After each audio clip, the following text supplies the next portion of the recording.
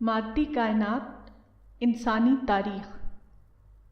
اللہ نے دو دنیایں بنائیں، ایک مادی دنیا اور دوسری انسانی دنیا۔ قرآن کے مطالعے سے معلوم ہوتا ہے کہ دونوں دنیاؤں کے ڈیولپمنٹ کے لیے اللہ نے پروسیس کا طریقہ اختیار کیا، یعنی تدریج کے تحت ڈیولپ کرتے ہوئے نقطۂ انتہا یعنی کلمینیشن تک پہنچانا۔ ایسا اس لیے ہوا تاکہ انسان مطالعہ کر کے تاریخ کا علم حاصل کر سکے اور اس طرح تخلیق کی معرفت سے آگاہ ہو۔ مادی کائنات کی تخلیق کا معاملہ حسب ذیل آیت کے مطالعے سے سمجھ میں آتا ہے۔ ثم استوى إلى السماء وهي دخان فقال لها وللأرض ائتيا طوعا أو كرها قالتا أتينا طائعين۔ پھر وہ آسمان کی طرف متوجہ ہوا اور وہ دھواں تھا۔ پھر اس نے آسمان اور زمین سے کہا کہ تم دونوں آؤ، خوشی سے یا ناخوشی سے۔ دونوں نے کہا کہ ہم خوشی سے حاضر ہیں۔ اس کا مطلب یہ ہے کہ مادی دنیا کو اس معاملے میں ذاتی اختیار حاصل نہ تھا۔ خالق نے جس طرح مادی دنیا کو ہدایت دی، ٹھیک اس کے مطابق مادی دنیا چلتی رہی یہاں تک کہ اپنے کمال تک پہنچی۔ اس عمل کا آغاز بگ بینگ سے شروع ہوا اور نظام شمسی کے وجود میں آنے پر مکمل ہوا۔ انسانی دنیا کا معاملہ اس سے مختلف تھا۔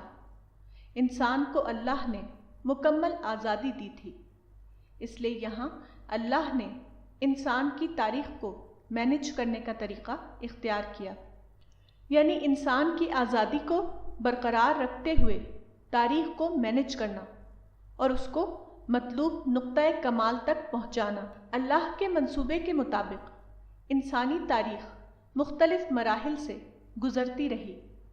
مثلاً طوفان نوح کے بعد انسانی آبادی کا منتشر ہو کر ساری دنیا میں آباد ہونا، حضرت ابراہیم کے ذریعے ایک نئی نسل کی تیاری، رسول اور اصحاب رسول کے ذریعے مذہبی جبر کے دور کو ختم کرنا اور دنیا میں آزادی کا دور لانا وغیرہ۔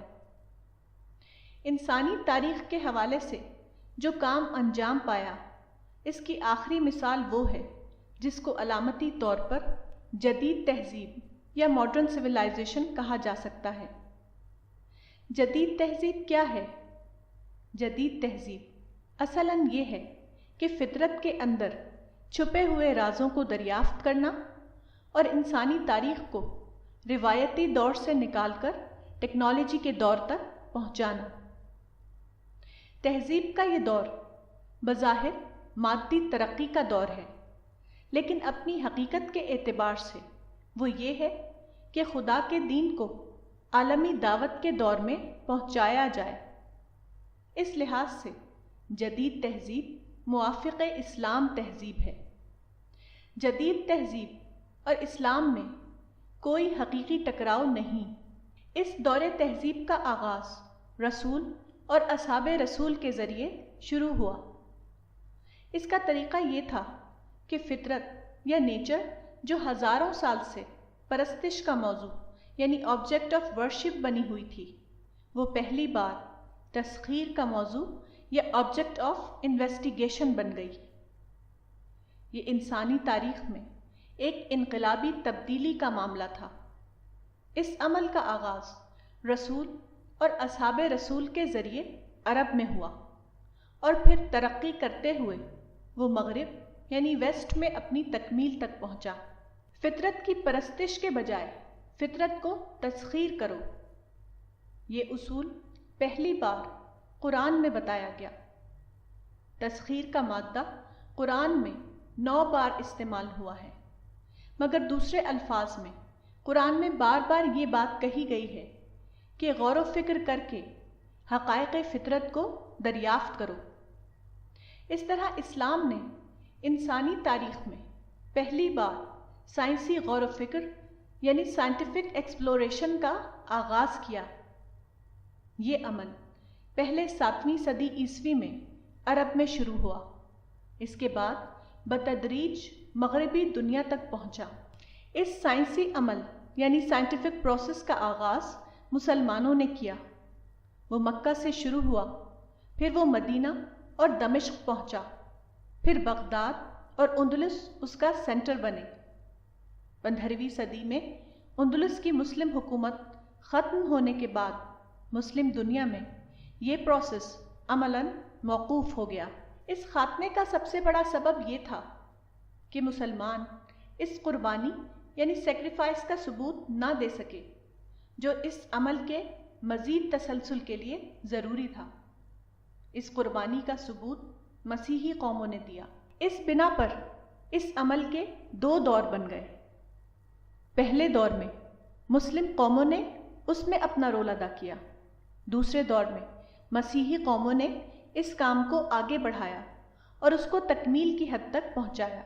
اس قربانی سے مراد جان کی قربانی نہیں تھی، بلکہ ایک لفظ میں نئی منصوبہ بندی یعنی ری پلاننگ کا راستہ ہے، یعنی جب ایک طریقہ کار مؤثر نہ ہو رہا ہو تو پیچھے ہٹ کر دوسرا طریقہ اختیار کرنا۔ قدیم زمانے میں صلیبی جنگوں کروسیڈز کا واقعہ پیش آیا۔ یہ مسلم قوموں اور مسیحی قوموں کے درمیان طویل جنگ کا ایک سلسلہ تھا۔ اس کا آغاز 11ویں صدی عیسوی میں ہوا اور خاتمہ 16ویں صدی عیسوی میں ہوا۔ مورخین کے بیان کے مطابق اس جنگ میں مسیحی قوموں کو ذلت آمیز شکست یعنی ہیوملیٹنگ ڈیفیٹ ہوئی۔ اس شکست کے بعد مسیحی قوموں نے ایک قابل تقلید کام کیا۔ انہوں نے اس کے بعد منفی رد عمل یعنی نیگیٹو ری ایکشن کا طریقہ اختیار نہیں کیا، بلکہ یہ کیا کہ شکست کو بھلا کر اپنے عمل کی نئی منصوبہ بندی ری پلاننگ کی۔ اس نئی پلاننگ کو روحانی صلیبی جنگ یا اسپریچول کروسیڈز کہا جاتا ہے۔ یہ ایک لمبا عمل تھا جس کا آخری نتیجہ یہ نکلا کہ انہوں نے تاریخ میں پہلی بار تہذیب یعنی سویلائزیشن کا ایک نیا دور پیدا کیا۔ مغربی تہذیب کوئی انتقامی تہذیب نہ تھی، وہ کسی کے خلاف انتقامی جذبے کے تحت پیدا نہیں ہوئی تھی۔ مغربی تہذیب کا وجود اس طرح ہوا کہ مغربی قوموں نے جنگ کے میدان کو چھوڑ کر فطرت کے میدان میں اپنا مثبت عمل شروع کیا۔ انہوں نے نیچر میں چھپے ہوئے قوانین کو دریافت کیا، جس کے نتیجے میں جدید سائنس وجود میں آئی، جدید ٹیکنالوجی کی دریافت ہوئی، جدید صنعت ظہور میں آئی، دنیا کو جدید سامان حیات کا تحفہ ملا۔ دنیا میں ایک نیا انقلاب آیا، جبکہ تشدد کا طریقہ ایک بے نتیجہ طریقہ قرار پایا۔ اس کے برعکس امن کا طریقہ زیادہ مؤثر طریقہ کار کے طور پر ظہور میں آیا۔ تاہم مسلمان اس حقیقت کو سمجھ نہ سکے۔ اس بنا پر وہ غیر دانشمندانہ طور پر مغربی تہذیب کو اپنانے کے بجائے اس کے خلاف ہو گئے۔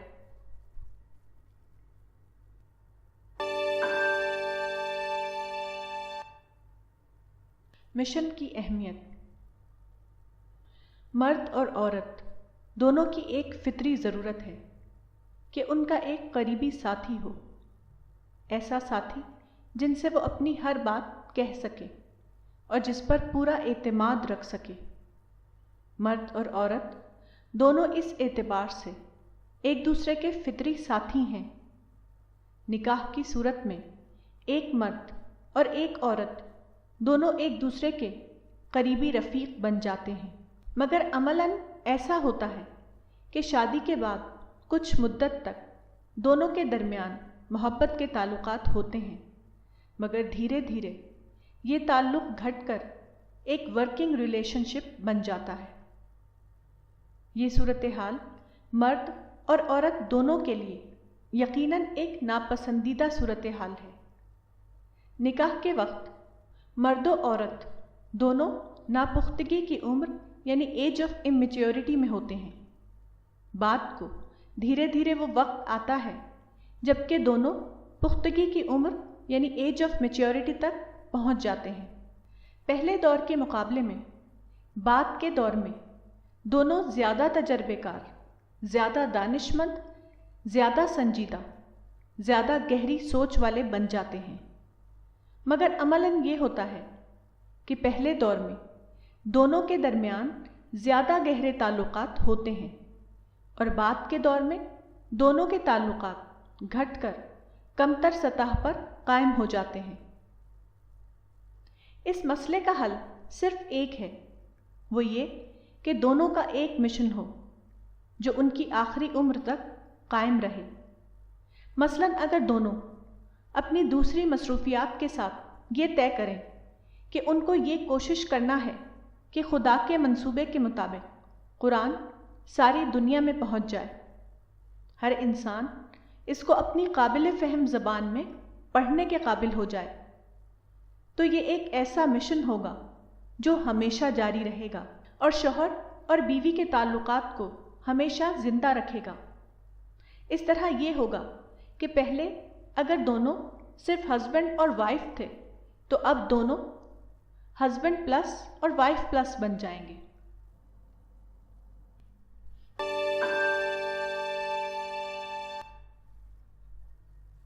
قبولیت میں تاخیر۔ دعا کی قبولیت میں اگر تاخیر ہو تو انسان کو مایوس نہیں ہونا چاہیے، کیونکہ اس میں بڑی حکمت پوشیدہ ہو سکتی ہے۔ اس معاملے میں ایک حدیث قدسی ہے جو ان الفاظ میں آئی ہے: ان العبد اذا دعا ربه وهو يحبه قال یا جبریل لا تعجل بقضاء حاجة عبدی فإنی احب ان اسمع صوته۔ مسند الحارث۔ یعنی بندہ جب اپنے رب کو پکارے اور وہ اس کو محبوب ہو تو اللہ جبریل سے کہتا ہے: اے جبریل، میرے بندے کی حاجت پورا کرنے میں جلدی نہ کر، کیونکہ مجھے پسند ہے کہ میں اس کی آواز سنوں۔ اس سے مراد سادہ طور پر آواز سننا نہیں ہے، بلکہ اس سے مراد یہ ہے کہ اس وقت بندے میں جو روحانی عمل جاری ہوتا ہے، اللہ چاہتا ہے کہ وہ عمل بندے کے اندر دیر تک جاری رہے۔ اصل یہ ہے کہ تخلیق کے نقشے یعنی کریشن پلان کے مطابق انسان کے اندر ذہنی اور روحانی ارتقاء کا عمل معمول کے حالات میں جاری نہیں ہوتا۔ یہ عمل صرف اس وقت جاری ہوتا ہے جبکہ کوئی ایسا واقعہ پیش آئے جو انسان کے اندر ذہنی طوفان یعنی برین سٹارمنگ کی حالت پیدا کر دے۔ جب ایسا ہوتا ہے تو انسانی ذہن کے تمام بند دروازے کھل جاتے ہیں، وہ اس قابل ہو جاتا ہے کہ اس کو ایسے تجربات پیش آئیں جو عام حالات میں پیش نہیں آتے۔ یہی وہ وقت ہوتا ہے جبکہ اس کے ذہن کا جمود یعنی اسٹیگنیشن ٹوٹے اور اس کے اندر تخلیقیت یعنی کریٹیوٹی کا عمل بیدار ہو جائے، وہ منفی سوچ سے باہر آئے اور چیزوں کو مثبت نظر سے دیکھنے لگے۔ یہی وہ وقت ہوتا ہے جبکہ اس کے اندر چھپے ہوئے امکانات یعنی پوٹینشیلز ظاہر ہو جائیں، اس کے اندر وہ سوچ پیدا ہو جائے جس کو بلند سوچ یا ہائی تھنکنگ کہا جاتا ہے۔ اب تک اگر وہ مین تھا تو اب وہ سپر مین بن جائے۔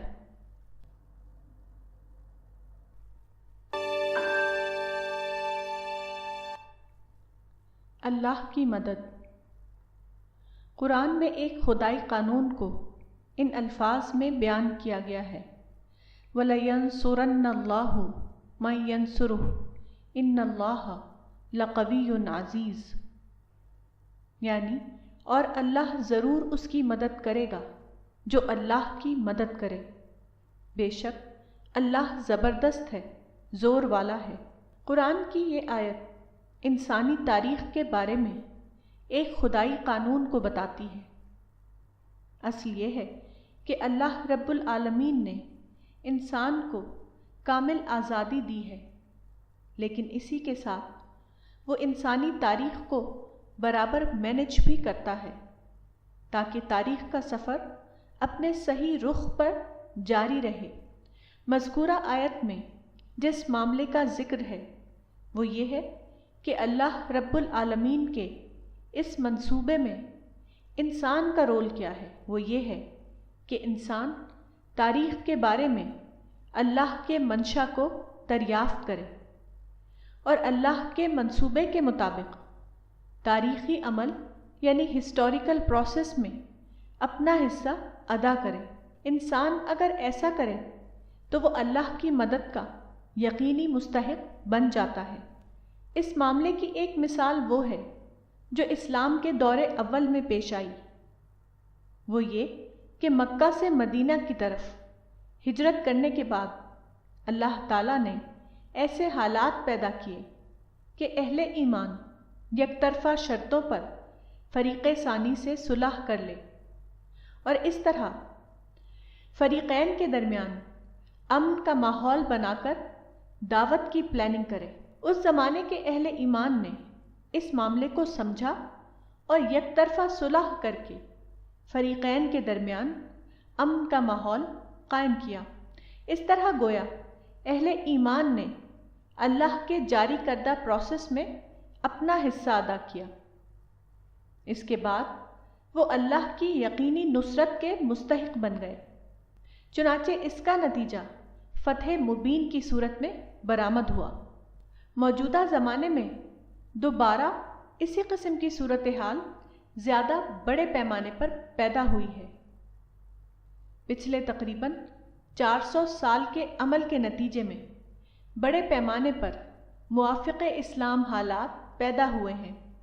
ایک طرف عالمی سطح پر مذہبی آزادی کو انسان کا مطلق حق مان لیا گیا ہے اور دوسری طرف اسلامی دعوت کو پھیلانے کے اتنے زیادہ مواقع پیدا ہوئے ہیں جس کو مواقع کا انفجار اپرچونٹی ایکسپلوژن کہا جا سکتا ہے۔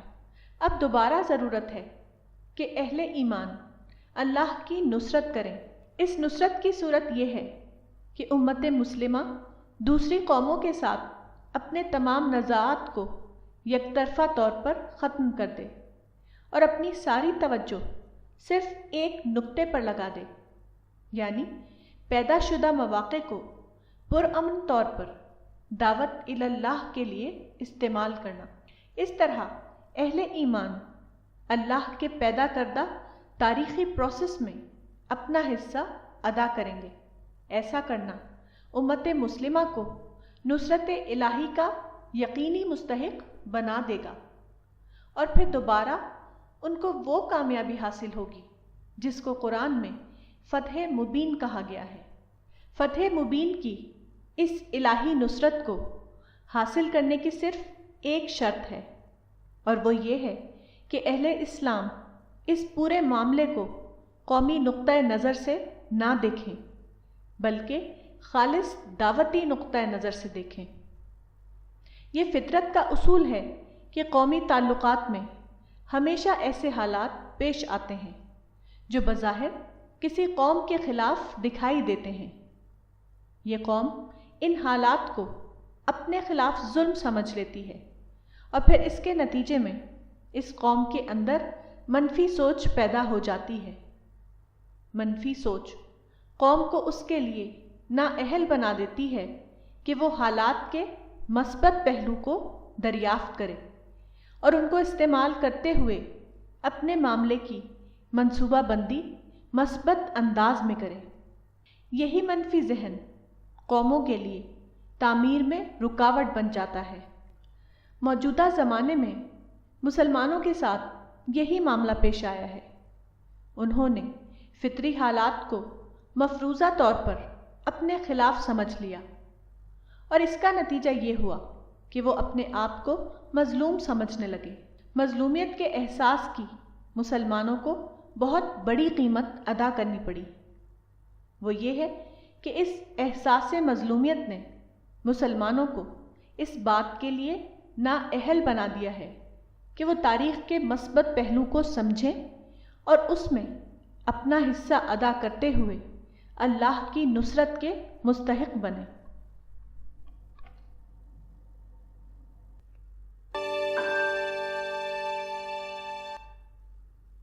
مصیبت کا مثبت پہلو۔ ایک حدیث قدسی ان الفاظ میں آئی ہے: ما دعا اللہ المؤمن بدعوت الا وکل بحاجتہ جبریل فیقول لا تعجل باجابتہ فانی احب ان اسمع صوت عبد المؤمن۔ حلیۃ الاولیاء۔ یعنی جب کوئی بندہ اللہ کو پکارتا ہے تو جبریل فرشتے کو اس کی حاجت براری کے لیے مقرر کر دیا جاتا ہے، اور اللہ کہتا ہے کہ اے جبریل، اس کی حاجت کو پورا کرنے میں جلدی نہ کر، کیونکہ مجھے یہ محبوب ہے کہ میں مومن بندے کی آواز کو سنوں۔ اللہ ایک مومن بندے کی صوت یا آواز کو کیوں پسند کرتا ہے؟ اس کا سبب یہ نہیں ہے کہ اس کی صوت میں کوئی نغمہ یا میلوڈی ہوتا ہے، بلکہ اس کا سبب یہ ہوتا ہے کہ جب کوئی بندہ مصیبت کے وقت اللہ کو پکارتا ہے تو اس سے اس کی روحانی ارتقاء یعنی اسپریچول ڈیولپمنٹ میں اضافہ ہوتا ہے۔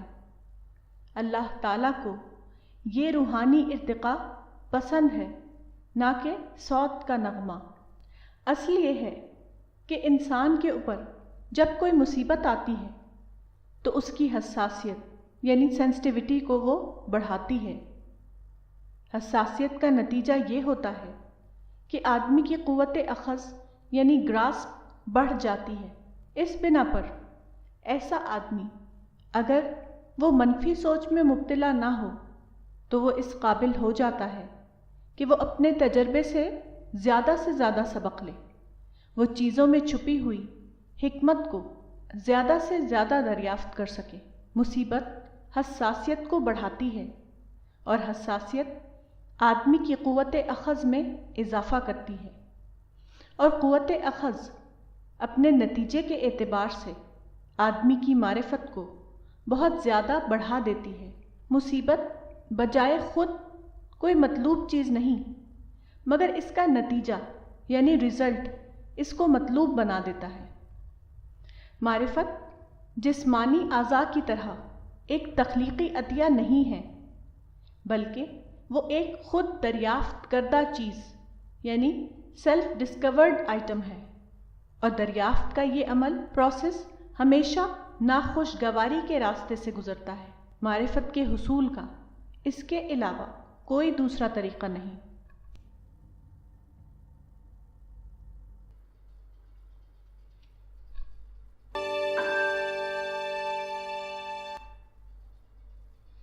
ناانصافی کا مسئلہ۔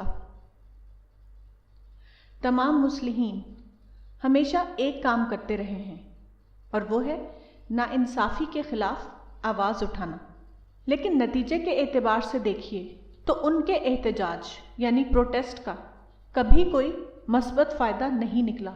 احتجاج کی کثرت کے باوجود ناانصافی کے واقعات میں کوئی کمی نہیں ہوئی، بلکہ مصر کے حالیہ واقعات یہ بتاتے ہیں کہ ناانصافی کے خلاف پروٹیسٹ کے طریقے نے صرف ناانصافی میں مزید اضافہ کیا۔ اصل یہ ہے کہ ناانصافی فطرت کے نظام کا ایک حصہ ہے۔ ناانصافی ہمیشہ آزادی کے غلط استعمال کا نتیجہ ہوتی ہے۔ کوئی طاقت انسانی آزادی کا خاتمہ نہیں کر سکتی، اس لیے ناانصافی کا امکان بھی کبھی ختم نہیں ہو سکتا۔ اس معاملے میں دانش مندی کا طریقہ یہ ہے کہ خود اپنے اندر اتنی ذہنی بیداری یعنی انٹلیکچوئل اویکننگ پیدا کی جائے کہ آپ ناانصافی کرنے والوں کی ناانصافی کا شکار ہونے سے بچ جائیں۔ پیغمبر اسلام صلی اللہ علیہ وسلم کی تاریخ میں اس کی ایک مثال یہ ہے کہ حدیبیہ کے موقع پر قدیم مکہ کے سرداروں نے رسول اور اصحاب رسول کو عمرہ کے لیے مکہ جانے سے روکا۔ یہ صریح طور پر ناانصافی کا ایک کیس تھا، لیکن پیغمبر اسلام نے اس ناانصافی پر احتجاج کا طریقہ اختیار نہیں کیا، بلکہ حدیبیہ سے واپس آ کر خاموش منصوبہ بندی کی۔ اس کا نتیجہ یہ ہوا کہ 2 سال کے اندر تاریخ بدل گئی، اور حج اور عمرہ کا راستہ ابدی طور پر تمام امت کے لیے کھل گیا۔ تجربہ بتاتا ہے کہ پروٹیسٹ کا طریقہ ہمیشہ کاؤنٹر پروڈکٹیو ثابت ہوتا ہے، یعنی برعکس نتیجہ پیدا کرنے والا۔ وہ مسئلے کو صرف بڑھاتا ہے، جبکہ غیر احتجاجی طریقہ مسئلے کو ختم کرنے والا ہے۔ دانش مند آدمی وہ ہے جو نتیجے کو دیکھ کر اپنے عمل کا منصوبہ بنائے۔